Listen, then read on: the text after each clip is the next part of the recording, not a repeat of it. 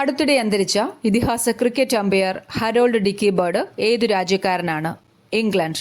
Harold Denis ഡിക്കിബേർഡ് എന്നാണ് അദ്ദേഹത്തിന്റെ മുഴുവൻ പേര്. തുടർച്ചയായി 3 ലോകകപ്പ് ഫൈനലുകൾ നിയന്ത്രിച്ചുവെന്ന അപൂർവ നേട്ടത്തിന് ഉടമയാണ് അദ്ദേഹം.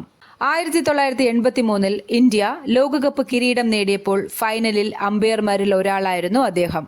ക്രിക്കറ്റിന് നൽകിയ സംഭാവനകൾക്ക് ബ്രിട്ടീഷ് സർക്കാർ അദ്ദേഹത്തിന് order of the British umpire ബഹുമതി നൽകി ആദരിച്ചിട്ടുണ്ട്. തമിഴ്നാട് സർക്കാർ ഏർപ്പെടുത്തിയ MS സുബ്ബലക്ഷ്മി പുരസ്കാരം അടുത്തിടെ നേടിയ ഗായകൻ KJ യേശുദാസ്. ഭാരതരത്ന നേടിയ ആദ്യ സംഗീതജ്ഞ MS സുബ്ബലക്ഷ്മിയുടെ പേരിലുള്ളതാണ് ഈ പുരസ്കാരം. രാജ്യം യേശുദാസിന് പത്മശ്രീ, പത്മഭൂഷൺ, പത്മവിഭൂഷൺ ബഹുമതികൾ നൽകി ആദരിച്ചിട്ടുണ്ട്.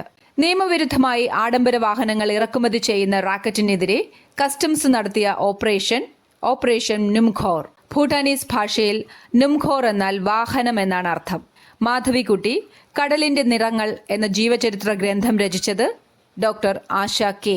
എഴുത്തുകാരി മാധവിക്കുട്ടിയുടെ ജീവിതത്തെ ആസ്പദമാക്കിയുള്ള കൃതിയാണ് ഇത്.